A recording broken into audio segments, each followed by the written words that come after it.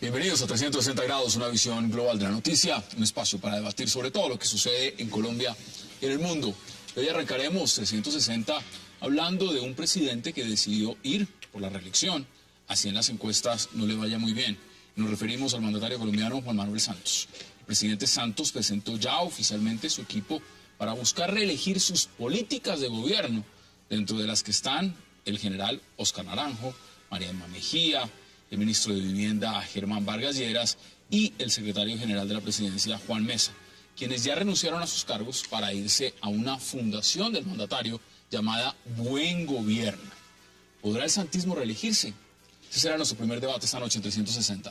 También hablaremos de otro presidente latinoamericano, Nicolás Maduro, quien se encuentra acorralado en su país, y no por la oposición, sino por el desabastecimiento. En Venezuela hay escasez de harina, de pollo, desodorantes, aceite de maíz, azúcar, hasta queso y papel higiénico. Como era de esperarse, Maduro culpa a la oposición y dice que todo es una campaña para perjudicarlo. ¿Por qué hay desabastecimiento en Venezuela y cuál es la responsabilidad real que tiene la revolución chavista? Lo debatiremos esta noche con nuestros invitados también en 360. Y nuestro tercer tema de la noche será el fallecimiento del dictador argentino Rafael Videla, el responsable de la desaparición y muerte de más de 30.000 argentinos. Videla murió juzgado, condenado, preso por una, por supuesto, condena y comúnmente repudiado por todo el pueblo argentino. Que además hay que preguntarse, ¿quién fue Videla? ¿Cuál fue el mensaje además que está enviando su muerte? Lo debatiremos también esta noche. Y no se muevan, porque ya en segundos le damos la bienvenida a nuestros invitados.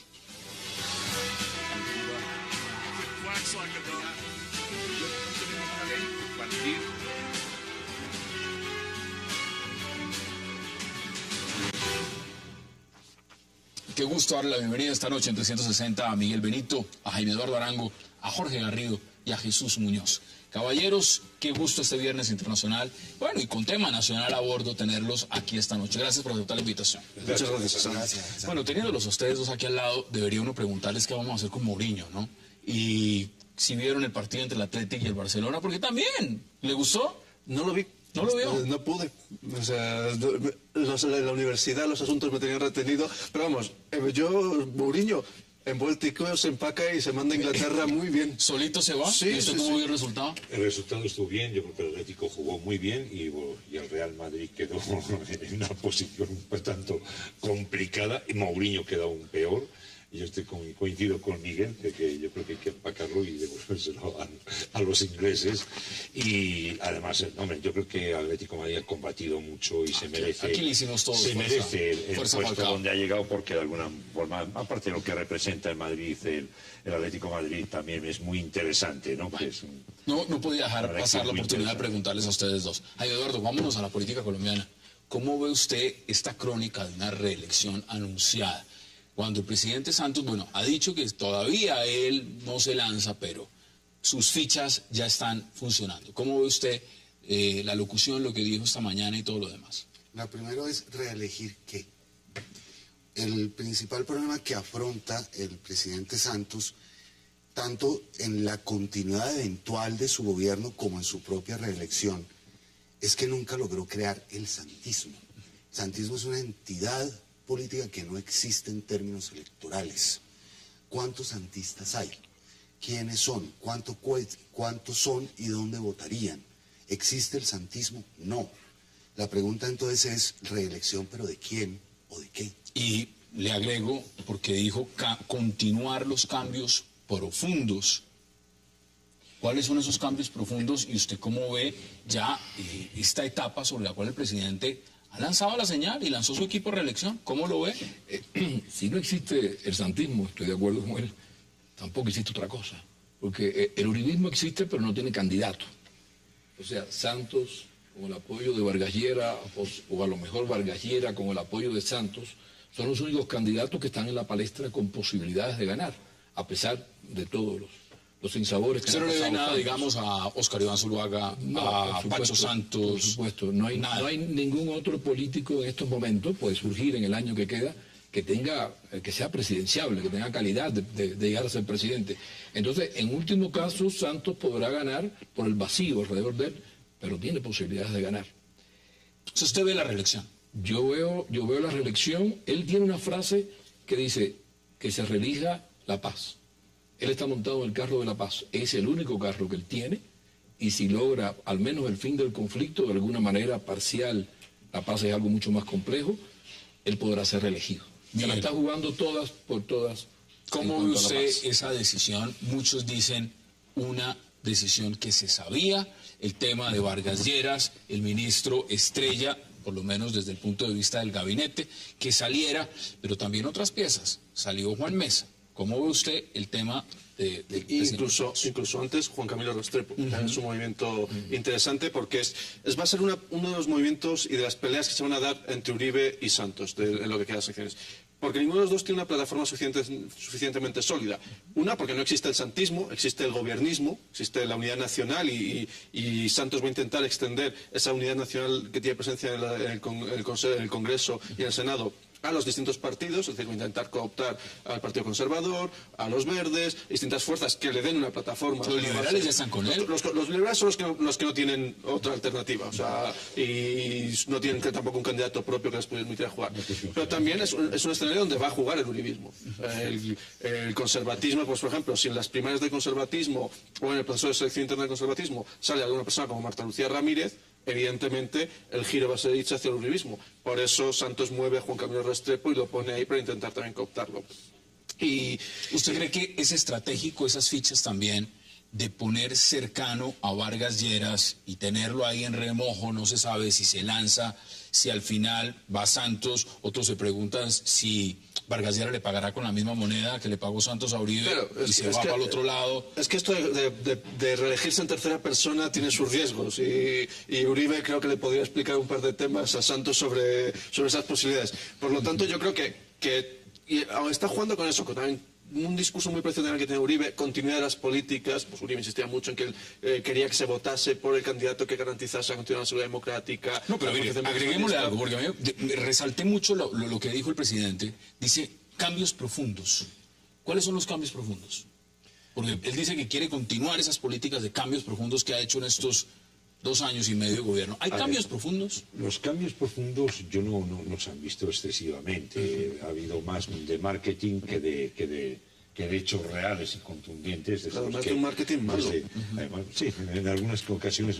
Pero sí había una cosa que de alguna forma Santos sí logró, que es un poco, digamos, el establecimiento político, asentarlo, porque en la época del uribismo eso era un susto detrás de otro. No sabemos cuándo el presidente del Senado iba a la cárcel, cuándo iba el otro congresista, el otro senador. O sea, eso fue ministros, de todo. Mientras que de alguna forma lo que yo creo que Santos ha logrado es que la imagen de gobierno que ante el pueblo, yo creo que se la ha logrado asentar y le ha dado una cierta limpieza, ¿no? ¿Está de acuerdo? También para el pueblo que es importante, ¿no? Santos está enfrentando ahora un problema que es histórico, que es el problema que define la política en Colombia, y es el siguiente: la clase dirigente colombiana no tiene votos. Los votos los tienen empresarios electorales que manejan el negocio de las votaciones. Santos nunca logró, durante el tiempo que lleva de gobierno, conectarse como grupo dirigente con esas bases. Entonces, él lo que tiene es un Congreso, una presencia muy importante en medios de comunicación, pero no tiene bases. Ahí es donde... bueno, eso se verá también en el 2014, ¿no? En el 2014 sabrá en las urnas si tiene votos o no tiene votos. El caso típico de una clase dirigente sin votos es el grupo santista. Ahora, es verdad, hay un vacío. ¿Contra quién? ¿Quién puede ser el opositor de la reelección? Jorge lo dice, no hay. No hay. Hasta este momento. Pero veamos declaraciones justamente de qué dijo exactamente el presidente Juan Manuel Santos y volvemos a la mesa de debate. Quiero en esta misma ocasión decirles a todos ustedes que sí deseo clara y firmemente que las políticas que hemos promovido continúen más allá del 7 de agosto del año 2014.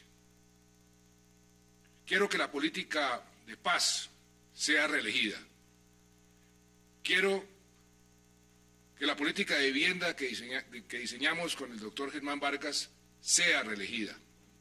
Ahí están las declaraciones. Bueno, yo pienso que no hubo cambios profundos, pero hubo intentos de cambios profundos. Lo que pasa, lo peor que tiene el gobierno de Santos es la aplicación. La ley de tierras no se ha podido aplicar prácticamente. Dígame algo que haya podido aplicar. La reforma tributaria la aprobó, pero ahí tiene muchas... ¿La reforma a la justicia? ¿La reforma a la salud? Se fracasó. Pero ha habido intentos. Los intentos por... No se ha firmado el primer punto, en 9 ciclos que llevan en La Habana, no se ha firmado ni siquiera el primero, no se ha llegado a un acuerdo sobre el primero. Bueno, por eso les pregunto, porque evidentemente hay intentando, hasta que no fracase completamente. No, evidentemente, y todos le apuestan a eso, pero la pregunta fundamental es, cuando dice, yo quiero que continúe esos cambios, ¿cuáles son los cambios? Si los hay. Ha habido un conjunto de leyes, pero no aplicadas totalmente. Pero él es muy práctico, dice, hay que profundizar en los cambios. Entonces solo habla de dos hechos. Uno que es un interrogante, el proceso de paz, y otro que sí es factible y es tangible, el tema de la vivienda, ¿no? Entonces, como tiene, primero, el ministro Estrella a su lado, tiene procesos que, en efecto, se han entregado esas construcciones y esos apartamentos a las clases más humildes de Colombia. Pero hay otro que es el gran interrogante, que eso es una baza política magnífica, porque es meternos a todos, de alguna forma, a hacer parte de ese interrogante, ¿no? Entonces, eso es como el que dice, ¿quién pega la abuelita? Un elemento. En este momento, si digo no a Santos, no quiero la paz. No, pero ustedes ponen algo más grave. Ustedes ponen algo más grave sobre la mesa. Ustedes dicen, no hay contrincante. No hay contrincante. O sea, podría lanzarse solo. Y sus contrincantes, según lo que ustedes plantean, están dentro de su propio grupo, que serían Vargas Lleras. Si ese es el paradigma, entonces la reelección está cantada. En principio sí. O sea, primero porque el presidente de gobierno tiene siempre la plataforma más fuerte, por ser presidente de gobierno. Es el primer presidente de gobierno, eso sí, que se va a enfrentar al fenómeno de la reelección ya institucionalizada. Y hasta el momento no ha sabido jugar con ella. O sea, todo el tiempo que lleva siendo presidente no ha sido un chicharrón que no sabía manejar. ¿Qué hacía con la reelección? Declaraba una cosa, luego declaraba que no la quería, luego que una reelección corta de 2 años, pero luego lo dejaba. Y entonces usted está hablando, los televidentes están viendo, por ejemplo, que escribe un reconocido columnista, periodista en Colombia, Daniel Sampero Ospina, y todos, yo ya tengo que usar anteojos a esta distancia, pero todos lo están viendo. En conclusión, Santos buscará la reelección y si se da el proceso de paz, Santos no va y sigue Vargas Lleras. Ese puede ser Vargas Lleras, porque Vargas Lleras necesita 4 años más de cocción.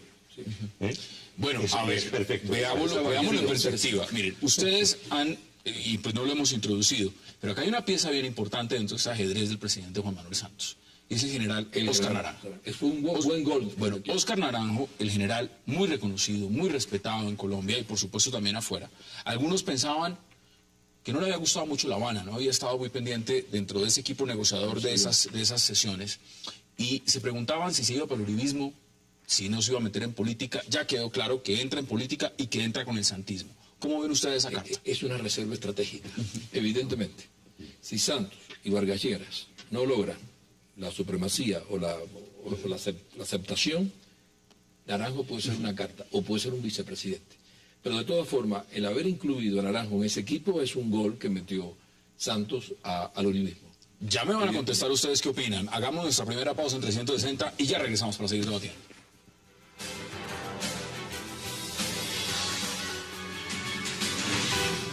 En esta misma ocasión, decirles a todos ustedes que sí deseo, clara y firmemente, que las políticas que hemos promovido continúen más allá del 7 de agosto del año 2014.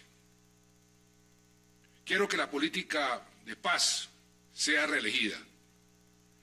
Quiero que la política de vivienda que diseñamos con el doctor Germán Vargas sea reelegida. Regresamos, 360. Un elemento, estamos hablando del general Naranjo, pero leyendo aquí nos escriben mucho. Por ejemplo, Salud Hernández Mora dice lo siguiente. Dice, más peligroso que un par de pirañas en un bidet. Así califica a lo que sería Germán Vargas Lleras y Juan Mesa juntos en la Fundación Buen Gobierno. ¿Cómo le parece la declaración? Es verdad. Entonces, ¿usted se adhiere? Sí, me adhiero completamente. Pero para volver al tema de general Naranjo,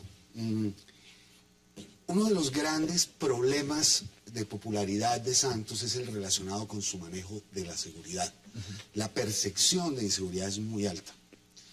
Incluir a Naranjo dentro de una fórmula de continuidad es una especie de elemento simbólico de garantía de que el gobierno tendrá muy en cuenta y muy en serio la seguridad en el caso de que continúe. A lo que habría que preguntarse es si la carga negativa del santismo es tan grande como para arrastrar a Naranjo hacia abajo o al revés. Yo creo lo primero. Creo que entrar ya dentro del santismo va a minar la imagen del general Naranjo más de lo que él pueda aportarle positivo. ¿Ustedes están de acuerdo? ¿O eso no lo habrá medido el propio general Naranjo a la hora de aceptar?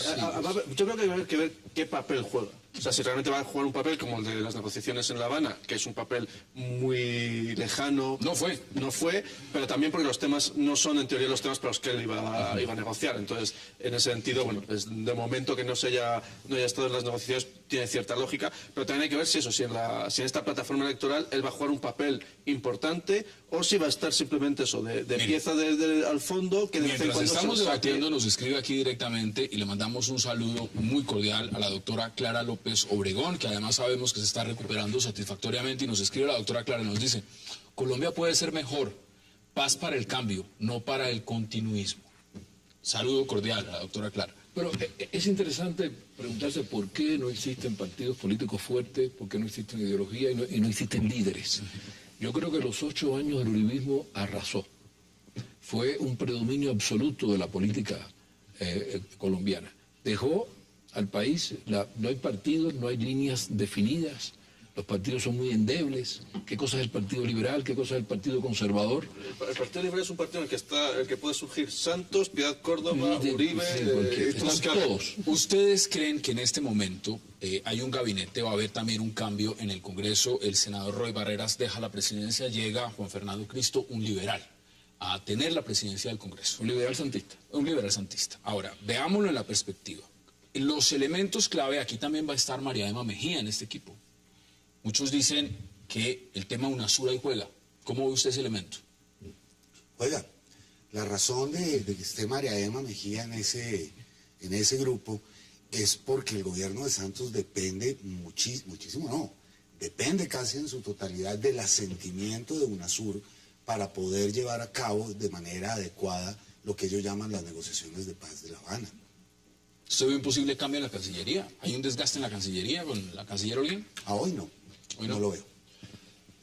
No lo va a ver, y además él ha sido un firme defensor de ella, o sea, mira que ha recibido críticas durísimas, pero hay un tema también que es muy importante a la hora de cuando un presidente se lanza unas elecciones, y es que, por ejemplo, a nivel económico, la clase media sigue estable, no ha tenido excesivos sustos económicos, no se han disparado, la gente ha continuado manteniendo un cierto poder adquisitivo, y a la hora de votar, la gente, queramos o no, vota con el bolsillo. Y eso, de alguna forma, no ha provocado grandes problemas, sobre todo en aquí le escribió María Camila Orozco, mire lo que le dice. El contrincante de Santos y de Vargas son los cerca de 9 millones de uribistas. ¿Son esos los contrincantes, los votos? ¿O realmente eso ya no se fue? No puede ser 9 millones de uribistas. Bueno, no se puede apuntar así. Ahí hay una cuestión, y es que el uribismo va a jugar ciertas cartas. Una es la de la traición de Santos, esa narrativa, que en el fondo creo que parte más del desconocimiento de quién era Santos antes de ser ministro de Defensa con Uribe. O sea, Santos había pasado por todos los gobiernos habidos y por haber, y en todos había manifestado que quería ser presidente. Lo que pasa es que él por sí mismo no era capaz de generar el apoyo popular, y salían gobiernos que luego terminaban muy dañados en su imagen. Solo el gobierno de Uribe termina en un pico alto de popularidad, y el como ministro de Defensa puede saltarse desde ahí. Pero creo que el uribismo ahí exagera ese papel de la traición de Uribe. Pero sí es cierto que es lo que comentaba al principio, no hay conexión. Santos no tiene lo que sí tiene son los varones territoriales. Si tiene el Congreso, si tiene el Senado, si tiene gobernadores, que son todos saben que las alcaldías, las gobernaciones están muy ligadas al gobierno. Dependen del gobierno y del presupuesto del gobierno. Si el gobierno no da vía libre, no hay desembolsos, no hay un montón de cosas. Todos han mirado con crítica el tema de lo que llaman la unidad nacional. Algunos le pusieron el título de mermelada. Si eso es así, lo que tenemos claro es que ahora hay una nueva fundación, se llama Fundación, pues no es nueva, ya existía, es Fundación Buen Gobierno. ¿Es un gobierno paralelo? ¿Va a ser ese el gobierno paralelo? con el que se va a tratar de mirar realmente cómo se avanza en lo que hay y en lo que vendrá a futuro? No, es un equipo negociador, indudablemente, que va a negociar con todas las partes. Ahora, Jesús decía una cosa interesante, las personas al final votan por el bolsillo. En última instancia, el último día, el bolsillo es el que decide.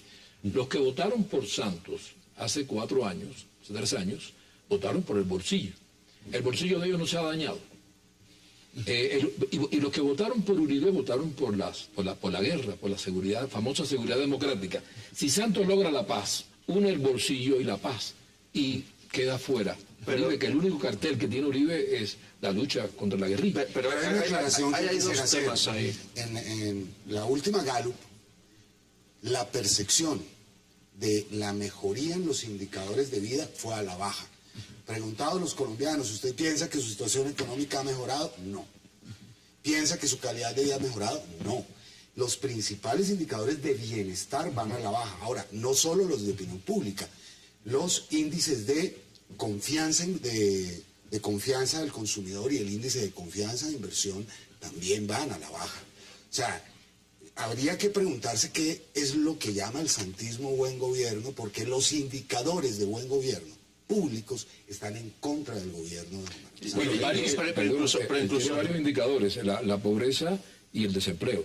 Las dos cosas han bajado. Veamos porque varios líderes políticos de Colombia fuertes han hablado del tema, veamos qué han dicho. Bueno, hay la garantía de que 2 Santos Calderón, primos de papá y mamá, quieren quedarse con el país. Ahí vamos por la tercería. Es un anuncio muy claro que el presidente se lanza a la reelección. Vamos a ver si el ministro va a ser su jefe de debate o su candidato a la vicepresidencia. Por eso fue el afán de las 100.000 viviendas. El Polo Democrático también tiene preparado un debate al respecto, pero creo que es el momento de entrar en reflexión. Que el presidente dijo que era uno de los presidentes más progresistas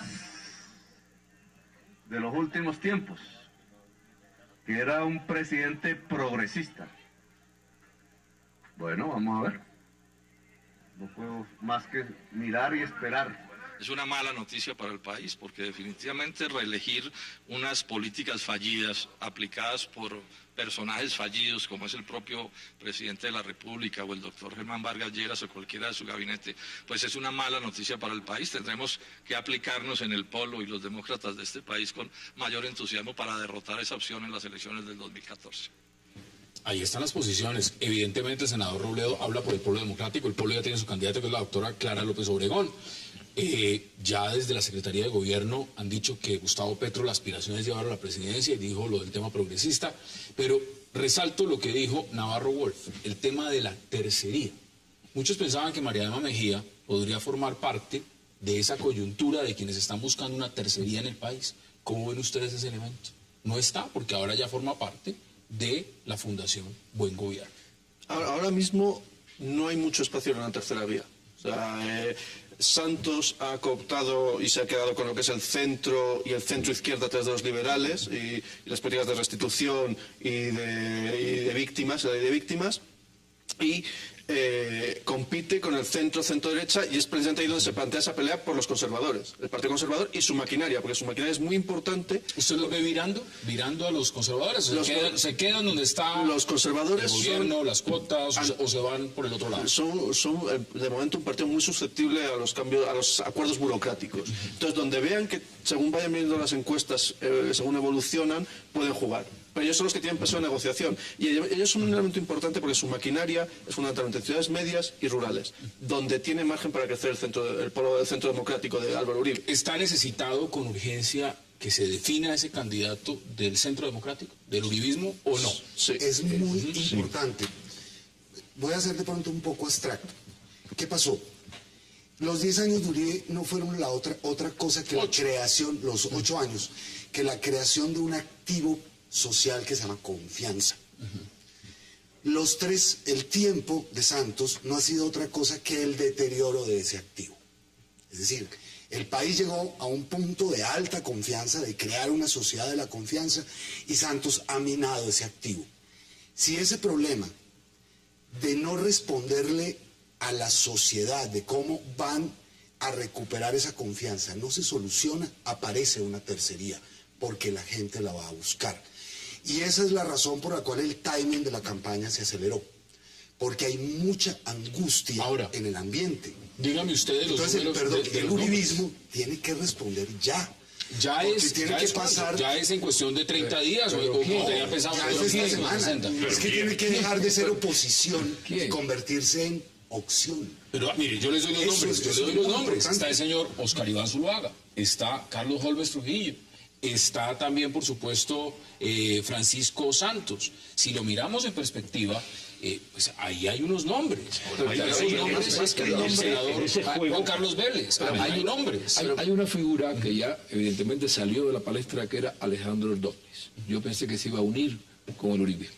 Era una fórmula de un cóctel muy peligroso. ¿Sergio Fajardo le suena ese nombre por algún lado, en alguna tercería o para un lado o para el otro? Pues habrá que ver. Es que si Sergio Fajardo sigue con los verdes, qué papel juegan los verdes y hacia dónde se van los verdes, si se van por Peñalosa se van al uribismo, si se van por Lucho se van al santismo. No, Lucho está feliz en la alta consejería. Claro, pero si quien maneja el aparato de los verdes puede inclinar los verdes hacia un lado o hacia otro.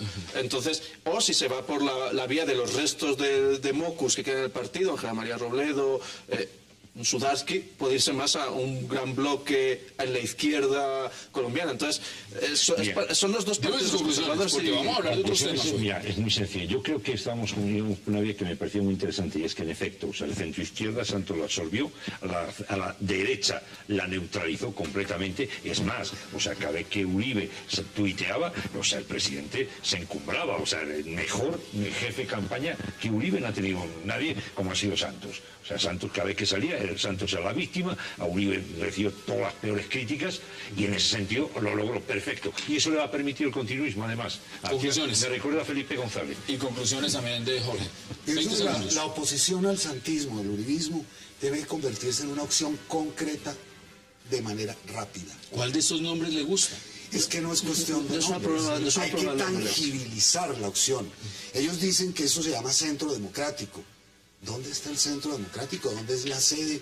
¿Cuáles son los estatutos de ese movimiento? O sea, las cosas hay que darles forma en ese sentido, para que la gente las comprenda y las tome como está más formado la Fundación Buen Gobierno. Claro, es decir, en ese momento está más concreto el santismo. Vemos conclusiones. Sí, había otra gran posibilidad que podía ser una gran reunión de la izquierda.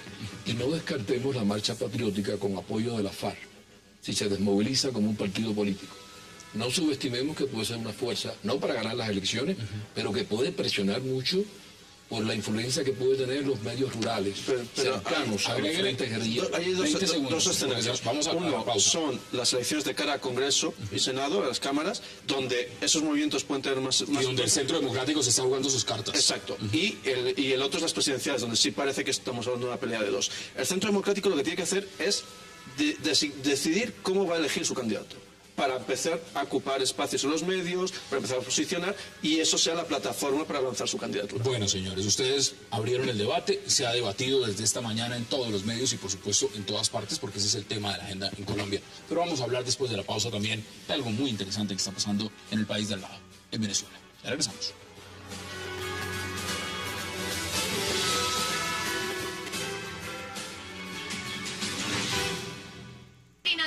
La harina de trigo y la carne son los alimentos más escasos en los supermercados de Venezuela, donde los ciudadanos tampoco encuentran los medicamentos básicos para combatir las enfermedades leves. Los compradores dicen que cada día se está volviendo más difícil encontrar los productos de la canasta familiar y aseguran verse seriamente afectados por la inflación. Para mí el gobierno, pues que quitaron todo lo que se producía en Venezuela, fueron expropiando, todo lo que producía. Ese ha sido el problema. A la escasez de alimentos se suma el alto costo de los mismos. Según la Organización de las Naciones Unidas para la Agricultura, el alza de los precios de los alimentos en América Latina en abril fue del 1.3%, mientras que en Venezuela fue del 6.4%. Los venezolanos aseguran que su salario tampoco les alcanza para comprar las cosas que necesitan. No alcanza, uno tiene que hacer el milagro, tiene que tratar de economizar lo más posible. Es difícil para uno que gana un salario mínimo. Aunado a esto, el gobierno nacional anunció un aumento de los precios y además la importación de 50 millones de rollos de papel higiénico, otro de los productos básicos y escasos. Regresamos a 360, eso no es Cuba, eso es Venezuela. Y se lo digo con el mayor respeto, Jorge, porque es que Venezuela tiene las mayores reservas de petróleo del mundo. No es un petróleo liviano, es un petróleo pesado, y al parecer va a seguir muy pesado para poderlo extraer, porque cuando no hay ni papel higiénico, uno se pregunta si el modelo realmente funciona. ¿Cómo ve usted el tema de un presidente que está acorralado, no por la oposición, no acorralado por una invasión militar, sino acorralado por el desabastecimiento? Ese es el caso de Nicolás Maduro hoy en día en Venezuela. Y acorralado porque no sabe qué hacer, indudablemente. Ha cometido 3 errores. Lanzarle el ejército a la calle. Bueno, y cuando saca el ejército vuelve otra vez la delincuencia. Eso no puede ser una solución. Convertir el papel higiénico en un tema de la economía nacional. Y cobrar las viviendas que Chávez regaló. En estos momentos, puede ser que dentro de 2 años haya que cobrarlas. Lleva un mes de gobierno. 3 errores seguidos que indudablemente tienen que tener un impacto en la popularidad. Popularidad que consiguió el gobierno venezolano favoreciendo a las clases pobres, indudablemente, dándole médicos, sustento, pensiones, una serie de medidas. Pero yo creo que eso lo está perdiendo. Mire que usted ya menciona algo interesante, a un sector. Hoy, vamos a ver más adelante un extracto, ya está diciendo Nicolás Maduro que tiene los nombres y las cédulas de los 900.000 venezolanos que eran chavistas y votaron Capriles. Sería el 4º error. Bueno, ¿cómo ve usted estos elementos? Si es que ya no hay, toca importar el papel higiénico. Es que el fenómeno venezolano ya está pensado y diagnosticado en el mundo. Los populismos de izquierda o de derecha que intentan cooptar, destruir las libertades públicas, saben que lo que tienen que destruir primero es la libertad económica. Porque sin libertad económica no hay libertad política.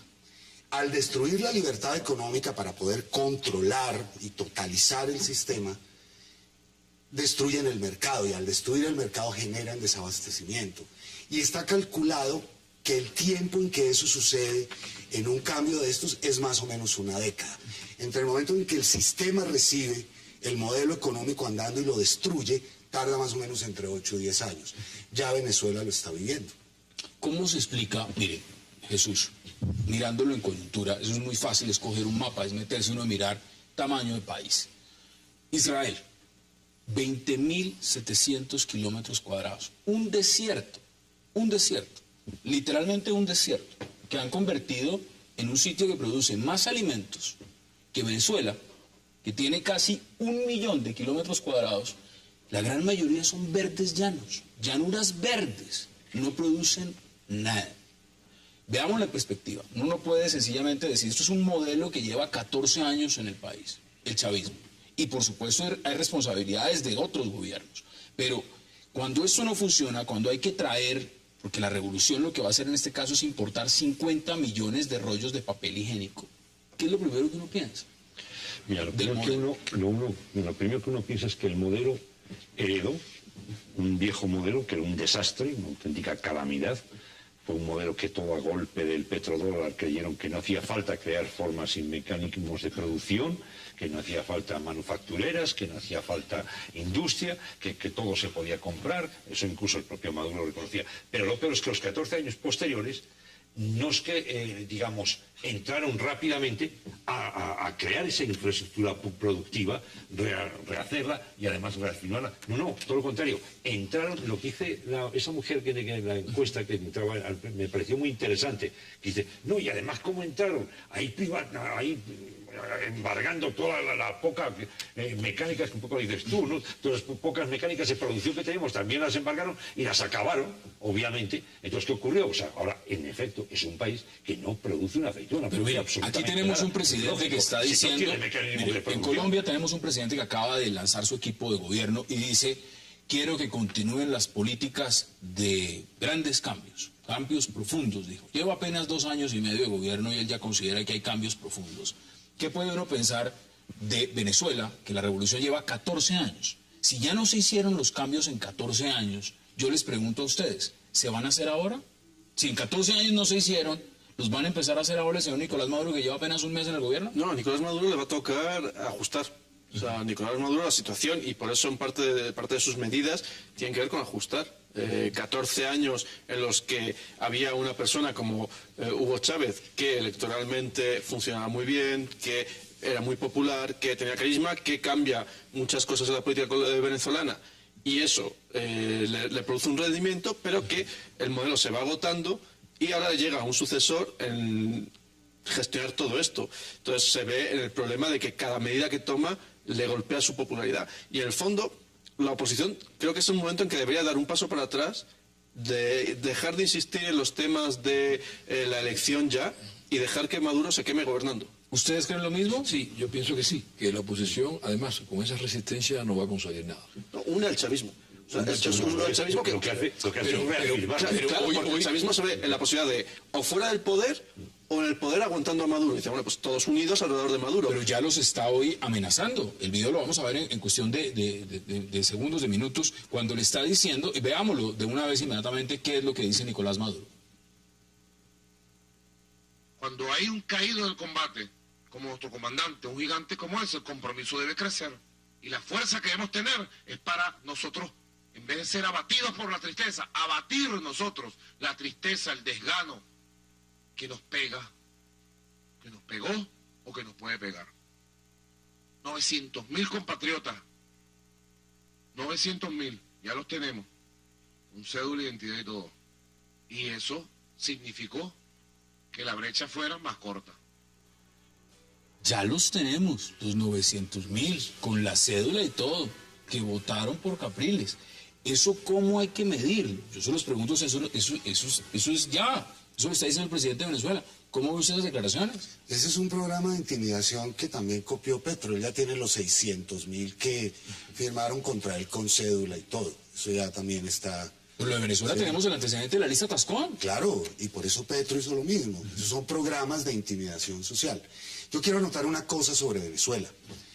Lo que le está pasando al gobierno venezolano en términos de su economía es lo que ellos quieren que suceda. El socialismo solo es posible en la carencia y en la miseria. Esto es una acción deliberada para empobrecer y destruir al máximo la base productiva venezolana, para hacer inexistente la clase media venezolana y poder cerrar el sistema. Llegar a algo muy parecido al modelo cubano de pobreza generalizada. ¿Usted se imagina? No es que ellos no quieran que Aquí pase, está Jorge. ellos quieren que lo que está pasando pase. Aquí está Jorge, Jorge es cubano, y yo les pregunto, ¿ustedes están de acuerdo? Porque es que el tema de Venezuela, en el fondo, es un país con las mayores reservas de petróleo del mundo. Está en este momento por encima de Arabia Saudita. Imagínense usted la riqueza que tiene ese país. Ese es el gran interrogante. Sí. ¿Cómo es posible tener esa riqueza en el suelo, en el subsuelo, y no tener nada en un supermercado?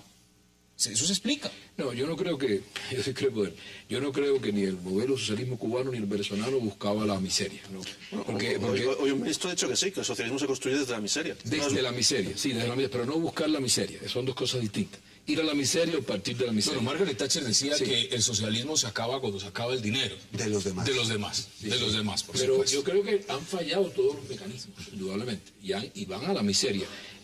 Maduro no se puede dar el lujo, como se puede dar Cuba, de ir a un desastre económico porque tiene que someterse a unas elecciones. No, de ninguna manera. Yo creo que les está fallando el sistema completamente. Y además creo que no saben qué van a hacer, que es lo peor. No saben qué van a hacer. Y por eso cometen todos estos errores. El último... Pero este señor ha sido, algunos lo llaman el legítimo, otros lo sostienen que ganó legítimamente. El caso es que ganó unas elecciones por 6 años. 6 años tendrá que estar en el poder. La pregunta es si va a aguantar 6 años. Y eso se los pregunto a ustedes, evidentemente, bajo estas decisiones que está tomando. Pues si la oposición sabe manejar bien sus cartas, no tendría por qué aguantar 6 años Maduro. Porque Maduro, yo digo, sometido al desgaste de gobierno, a medidas como esta, a situaciones de desabastecimiento, a situaciones de problemas de abastecimiento energético, pues como Venezuela, de desabastecimiento energético. Si todos esos problemas van minando a Maduro, también lo que va a debilitar es la coalición chavista. Es decir, vamos a volver al día 1, al momento después de las elecciones en las cuales Diosdado Cabello dice hay que hacer crítica interna. Con la presión que ha puesto la oposición, ha callado eso. Pero en el momento en que la oposición baje su pistón, vuelva otra vez a construir su plataforma y deje que se desgaste, Maduro va a tener que empezar a enfrentarse a eso. O sea, Maduro es una persona que no ha escogido ningún ministro, excepto la ministra de Deporte. Bueno, recuerde que a él lo puso también alguien que no se sabía si estaba vivo en el momento. Veamos qué dijo frente al tema de la popularidad. Porque yo me he propuesto A pesar de que unos expertos en la materia me dijeron, ten cuidado, Maduro, porque el tema de la seguridad no se va a resolver y eso te va a rebajar en popularidad. No me importa un coño la popularidad, lo que me importa es la vida del pueblo. No me importa un coño la popularidad, lo que me importa es la vida del pueblo. Mire, Jesús, hay un elemento que no se puede dejar pasar sobre la mesa y tengo que ir a una pausa, pero voy a dejar la pregunta en el aire antes de que volvamos. El tema de si el voto es secreto o no, queda demostrado después de esas declaraciones de Nicolás Maduro que el voto no es secreto en Venezuela, que el voto, usted el día que va y lo pone, inmediatamente el gobierno puede saber usted por quién votó y mirar qué medidas toma. Me contestan ustedes después de la pausa qué opinan al respecto. Hagamos la pausa, ya regresamos.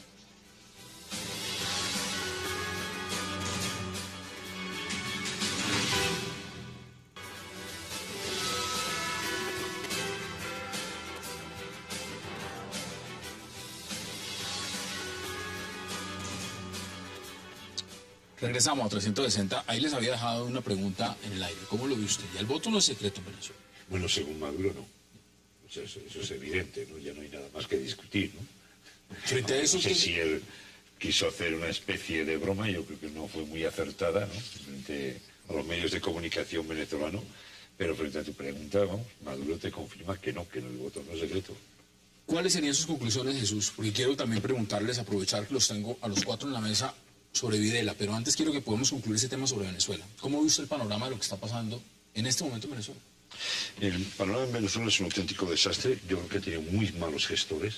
O sea, seguramente las intenciones han sido buenas, seguramente las intenciones de salir de una historia realmente nefasta de ladrones, de políticos corruptos, que un presidente acabó encarcelado, fue buena, pero tuvo un problema muy grave. Yo creo que quisieron crear un modelo, pero no supieron cómo crearlo.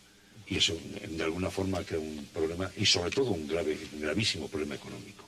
¿Cuáles son sus conclusiones? El voto es secreto en las democracias. Venezuela no es una democracia. E insisto, la única forma en que el socialismo del siglo XXI puede tener un futuro en Venezuela es si depauperizan y destruyen a la clase media y limitan aún más las libertades económicas. Si hay éxito económico, el chavismo fracasa. El chavismo vive de la miseria del pueblo venezolano. ¿Cuáles son sus conclusiones? Que evidentemente Maduro está en el peor de los mundos posibles. Maduro está con su liderazgo interno cuestionado, con una victoria electoral muy justa, con unas medidas... Bueno, acaban de hacer un escrutinio y dijeron que el 99.9% de los resultados fueron perfectos. Por supuesto. Es decir, no hubo ninguna falla. Por supuesto. Nadie tiene ninguna duda que el Consejo Nacional Electoral podría dar fe de ello. Con 5 miembros, 4 chavistas. Por eso, es pura casualidad. Normalmente estas cosas es pura casualidad. Y es un sistema electoral que tiene un problema, y es más que incluso el voto sea secreto o no, es todo lo que pasa antes de las elecciones. ¿Qué pasa en esos 6 meses antes de unas elecciones de ir a votar? Cómo se intimida, se ganan apoyos, se dan ayudas, se dan subsidios, se dan asistencias, se compra el voto, digámoslo así, claramente. No, yo pienso que es un modelo totalmente fallido. Nunca encontraron las soluciones a los problemas de Venezuela, que como decía Jesús, atravesaba una larga etapa de pobreza, corrupción de los gobiernos anteriores. Intentaron favorecer a las clases pobres, creo que la favorecieron, pero el modelo económico no funciona y por tanto se cae todo, se cae lo bueno y lo malo juntos. Mire, murió Videla en Argentina y evidentemente eso tiene un significado. Cuando usted vio la noticia esta mañana, ¿qué fue lo primero que pensó? Mejor no lo digo. No, muchos han pronunciado este tema. Lo primero que pensé es que desapareció uno de los personajes de las historias de la infamia. Desapareció, así, pero de veras, o sea, sinceramente, desapareció una persona infame. ¿Qué pensó usted esta mañana cuando vio la noticia, Jaime Eduardo? En que es extraordinariamente paradójico que un criminal como Videla muera como un criminal, pero criminales como los Castro no. Yo pienso que si Videla era un criminal, los Castro también lo son. Si los Castro no lo son, entonces Videla era un luchador por la libertad. A mí no me gusta ese doble rasero que se utiliza en América Latina para calcular los crímenes buenos de unas dictaduras y los crímenes malos de otras. Eso fue lo primero que pensé, realmente. Realmente, honestamente. ¿Usted qué fue lo primero que pensó cuando vio la noticia esta mañana? Que sorprendentemente un dictador muere en la cárcel, lo cual no suele ser muy habitual.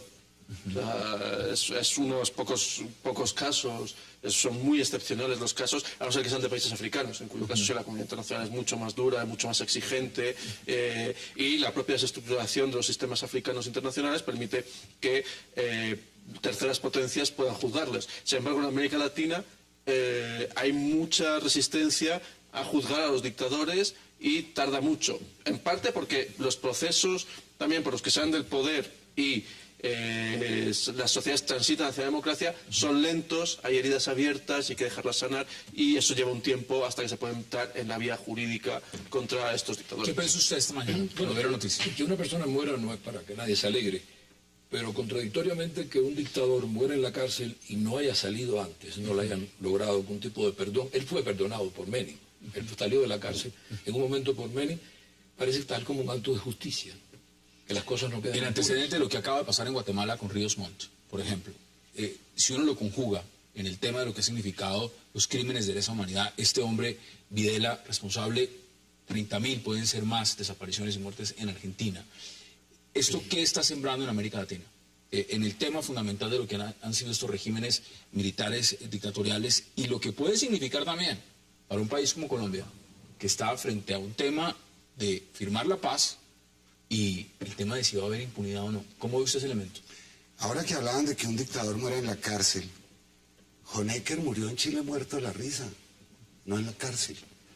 Insisto, no castigamos a todos los dictadores moralmente igual. Eso es muy importante. ¿Es eso cierto? Es decir, ¿se juega con un doble rasero, una doble moral? No creo que sí. ¿No?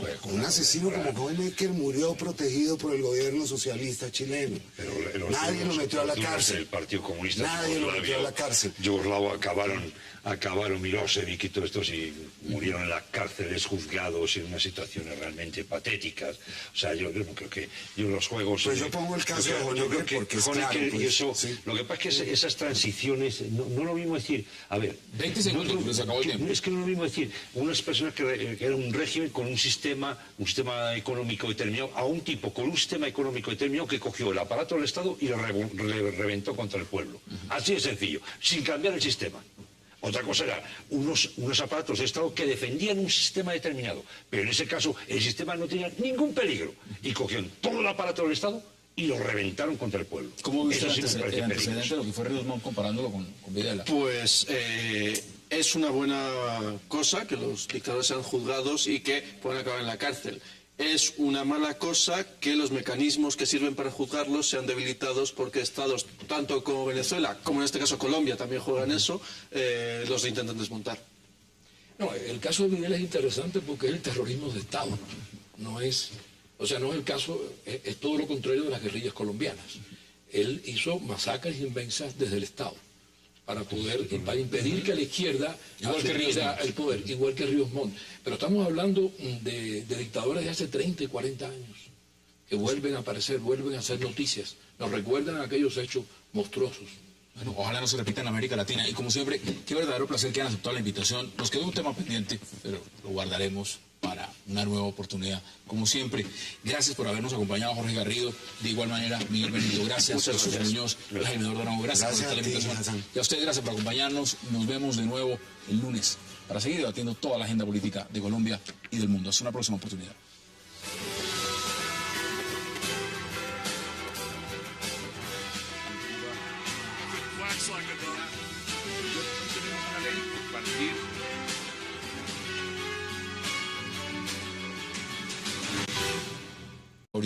Y se va para el otro lado. Es que esto de reelegirse en tercera persona tiene sus riesgos y Uribe creo que le podría explicar un par de temas a Santos sobre esas posibilidades. Por lo tanto, yo creo que está jugando con eso, con un discurso muy parecido al que tiene Uribe, continuidad de las políticas. Pues Uribe insistía mucho en que él quería que se votase por el candidato que garantizase la continuidad de la seguridad democrática. No, pero mire, agreguémosle algo, porque me resalté mucho lo que dijo el presidente. Dice cambios profundos.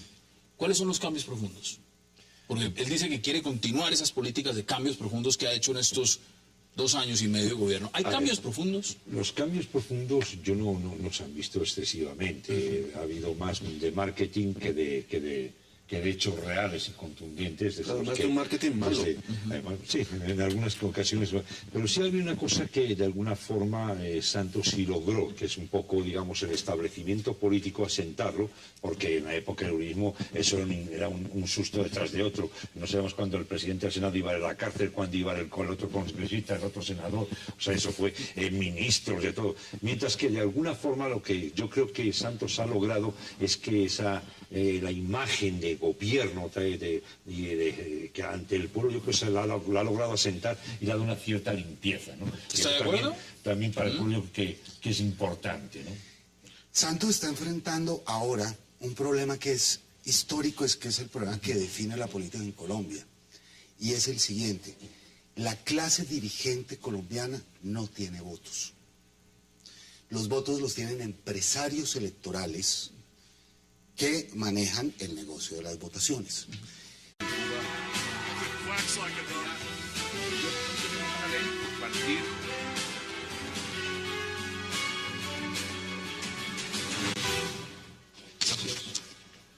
Bienvenidos a 360 grados, una visión global de la noticia, un espacio para debatir sobre todo lo que sucede en Colombia y en el mundo. Hoy arrancaremos 360 hablando de un presidente que decidió ir por la reelección, así en las encuestas no le vaya muy bien. Nos referimos al mandatario colombiano Juan Manuel Santos. El presidente Santos presentó ya oficialmente su equipo para buscar reelegir sus políticas de gobierno, dentro de las que están el general Oscar Naranjo, María Emma Mejía, el ministro de Vivienda Germán Vargas Lleras y el secretario general de la presidencia Juan Mesa, quienes ya renunciaron a sus cargos para irse a una fundación del mandatario llamada Buen Gobierno. ¿Podrá el santismo reelegirse? Ese será nuestro primer debate esta noche en 360. También hablaremos de otro presidente latinoamericano, Nicolás Maduro, quien se encuentra acorralado en su país, y no por la oposición, sino por el desabastecimiento. En Venezuela hay escasez de harina, de pollo, desodorantes, aceite de maíz, azúcar, hasta queso y papel higiénico. Como era de esperarse, Maduro culpa a la oposición y dice que todo es una campaña para perjudicarlo. ¿Por qué hay desabastecimiento en Venezuela y cuál es la responsabilidad real que tiene la revolución chavista? Lo debatiremos esta noche con nuestros invitados también en 360. Y nuestro tercer tema de la noche será el fallecimiento del dictador argentino Rafael Videla, el responsable de la desaparición y muerte de más de 30.000 argentinos. Videla murió juzgado, condenado, preso por una, por supuesto, condena y comúnmente repudiado por todo el pueblo argentino. Que además hay que preguntarse, ¿quién fue Videla? ¿Cuál fue el mensaje además que está enviando su muerte? Lo debatiremos también esta noche. Y no se muevan, porque ya en segundos le damos la bienvenida a nuestros invitados.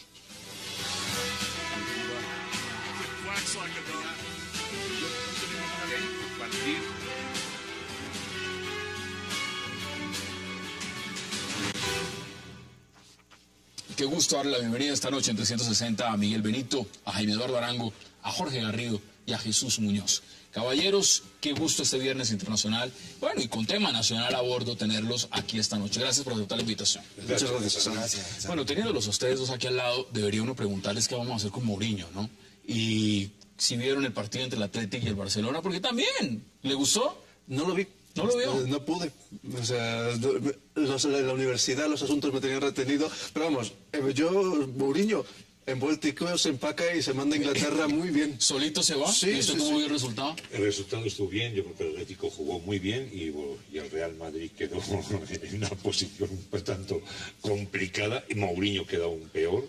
Yo coincido con Miguel, de que yo creo que hay que empacarlo y devolvérselo a los ingleses.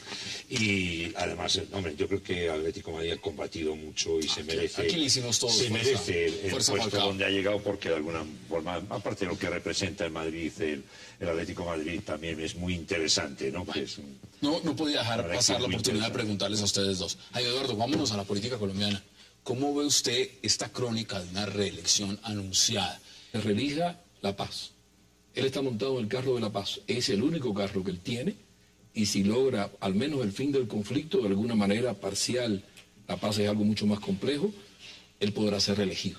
Se la está jugando todas por todas ¿Cómo ve usted esa decisión? Muchos dicen una decisión que se sabía, el tema de Vargas Lleras, el ministro Estrella, por lo menos desde el punto de vista del gabinete, que saliera, pero también otras piezas. Salió Juan Mesa. ¿Cómo ve usted el tema del incluso antes Juan Camilo Restrepo? Es un movimiento interesante porque va a ser uno de los movimientos y de las peleas que se van a dar entre Uribe y Santos en lo que queda de las elecciones. Porque ninguno de los dos tiene una plataforma suficientemente sólida. Una, porque no existe el santismo, existe el gobiernismo, existe la unidad nacional y Santos va a intentar extender esa unidad nacional que tiene presencia en el Congreso y en el Senado a los distintos partidos, es decir, intentar cooptar al Partido Conservador, a los Verdes, distintas fuerzas que le den una plataforma. Los liberales ya están con él. Los liberales son los que no tienen otra alternativa, o sea, y no tienen tampoco un candidato propio que les pueda permitir jugar. Pero también es un escenario donde va a jugar el uribismo. El conservatismo, pues por ejemplo, si en las primarias del conservatismo o en el proceso de selección interna del conservatismo sale alguna persona como Marta Lucía Ramírez, evidentemente el giro va a ser dicho hacia el uribismo. Por eso Santos mueve a Juan Camilo Restrepo y lo pone ahí para intentar también cooptarlo. ¿Y usted cree que es estratégico esas fichas también de poner cercano a Vargas Lleras y tenerlo ahí en remojo? No se sabe si se lanza, si al final va Santos. Otros se preguntan si Vargas Lleras le pagará con la misma moneda que le pagó Santos. Cuando el presidente Santos, bueno, ha dicho que todavía él no se lanza, pero sus fichas ya están funcionando. ¿Cómo ve usted la locución, lo que dijo esta mañana y todo lo demás? La primera es reelegir qué. El principal problema que afronta el presidente Santos, tanto en la continuidad eventual de su gobierno como en su propia reelección, es que nunca logró crear el santismo. El santismo es una entidad política que no existe en términos electorales. ¿Cuántos santistas hay? ¿Quiénes son? ¿Cuántos son y dónde votarían? ¿Existe el santismo? No. La pregunta entonces es reelección, pero ¿de quién o de qué? Y le agrego, porque dijo continuar los cambios profundos. ¿Cuáles son esos cambios profundos? Y usted cómo ve ya esta etapa sobre la cual el presidente ha lanzado la señal y lanzó su equipo de reelección. ¿Cómo lo ve? Si no existe el santismo, estoy de acuerdo con él, tampoco existe otra cosa. Porque el uribismo existe, pero no tiene candidato. O sea, Santos con el apoyo de Vargas Lleras, o a lo mejor Vargas Lleras con el apoyo de Santos, son los únicos candidatos que están en la palestra con posibilidades de ganar, a pesar de todos los sinsabores que ¿Usted no le ve nada, digamos, a Óscar Iván Zuluaga, a Pacho Santos? Por supuesto, no hay ningún otro político en estos momentos, puede surgir en el año que queda, que sea presidenciable, que tenga calidad de llegar a ser presidente. Entonces, en último caso, Santos podrá ganar por el vacío alrededor de él, pero tiene posibilidades de ganar. ¿Usted ve la reelección? Yo veo la reelección. Él tiene una frase que dice,